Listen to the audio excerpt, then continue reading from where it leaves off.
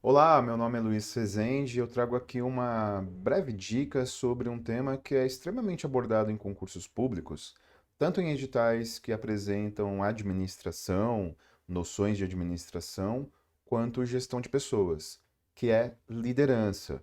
Como a figura do líder tem sido muito valorizado no serviço público desde os anos 90, esse tema ele tem caído cada vez mais em provas e tem muita confusão sobre ele. Então aqui uma dica muito pontual para você não errar mais questões de liderança. Bom, em primeiro lugar, o líder ele não é o chefe. O líder não tem cargo. O líder não tem a legalidade ao lado dele, a racionalidade ao lado dele para lhe atribuir uma função legal. Então o chefe é aquele que tem o cargo, que tem o poder atribuído ao cargo. Já o líder, não, é um reconhecimento coletivo não formal.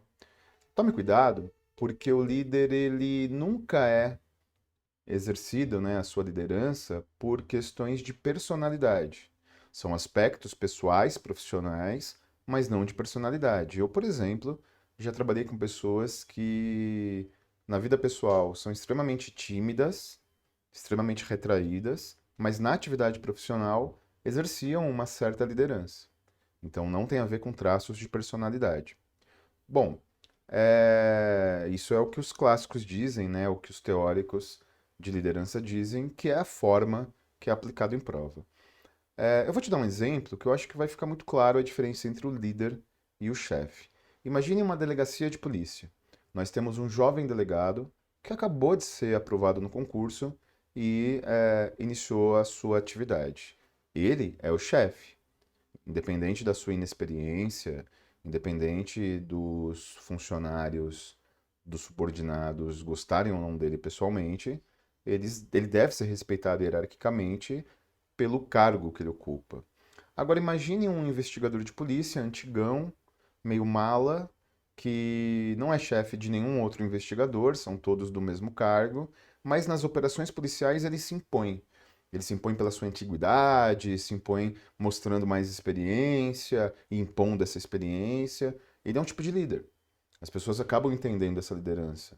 É um tipo de líder que daqui a pouquinho eu vou contextualizar. Essa é a diferença fundamental entre o líder e o chefe. Perfeito? Bom, existem dezenas de tipos de liderança, né? Mas para concurso público, se você estudar menos do que você deveria, é um erro, mas é um erro tão grande quanto você estudar além do que devia. Afinal de contas, para concurso público, o que abunda atrapalha. Então, eu vou te apresentar 5 tipos de liderança que têm sido bem abordados em concursos e depois eu vou para a caracterização de pontos positivos ou negativos, porque é assim que cai em concurso. Tipo de liderança e a sua característica, aspectos positivos e negativos. Vamos lá. Bom, começando pelo líder liberal. O líder liberal, ele tem como característica deixar a equipe caminhar por conta própria. É um líder que não é invasivo. É um líder que deixa o grupo tomar suas próprias decisões. E, inclusive, ele não é muito participativo no processo.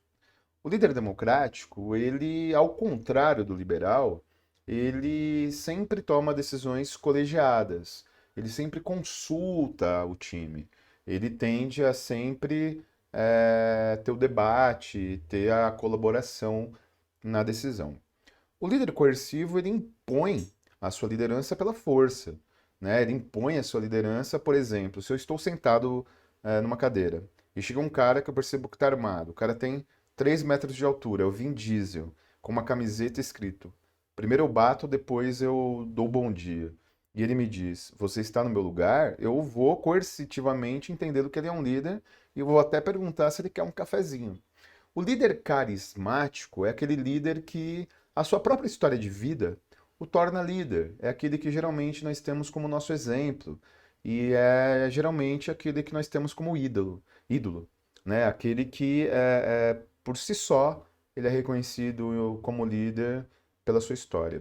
E o líder transacional é um líder que sempre propõe uma transação, sempre propõe uma troca, né? Então ele exerce a liderança através de uma troca. Por exemplo, fique na festa da empresa que ao final teremos sorteios de brindes.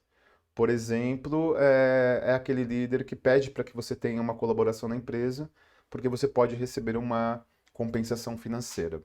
Deu para entender? Então, esses são os tipos de liderança, e agora eu vou pontuar pontos positivos e negativos. O líder liberal, ele tem como ponto positivo ser bem aceito pela equipe, porque afinal de contas ele não é invasivo, é um cara que deixa a equipe caminhar por conta própria, é um cara que não fica em cima. Então, o ponto positivo é que a equipe o tem como alguém que é agradável. Ponto negativo é que ele não tem a equipe nas mãos. Como ele deixa a equipe muito solta, se a equipe desviar dos objetivos, ele tem dificuldade para segurar. É como um professor de primário que deixa as crianças à vontade, que é o cara legalzão, e quando a turma está anárquica, ele tem dificuldade de manter a ordem. Esse é o ponto negativo do líder liberal. Já o líder democrático, ele tem como vantagem motivar a equipe. Afinal de contas, né, as teorias motivacionais dizem que sempre que você é participado, sempre que você é consultado, você se motiva. Mesmo que na vida real isso tenha poréns. Mas aqui eu estou desenvolvendo a abordagem das bancas organizadoras. Então, o líder democrático, como ele consulta o time, como ele é participativo, então ele gera motivação como elemento positivo. E qual o aspecto negativo do líder democrático? Ele dá pouco resultado operacional, porque ele pode gerar pouca celeridade. Porque quando você consulta, essa consulta ela pode gerar muito tempo de debate. Um casal, para escolher o que vai jantar, demora um tempo.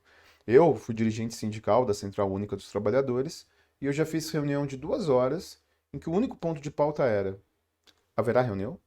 Então, 2 horas para decidir se teria reunião. Óbvio, né? Tinha uma especificidade, mas esse é o possível ponto negativo. Né? Eu não estou dizendo que os pontos negativos acontecerão com o desenvolvimento dessas lideranças. Eu estou dizendo que é uma possível disfunção. E a possível disfunção do líder democrático é que ele pode gerar pouca celeridade e, por consequência, pouco resultado operacional. O líder coercivo é aquele que impõe sua liderança pela força, impõe pela presença, impõe por alguma forma de imposição.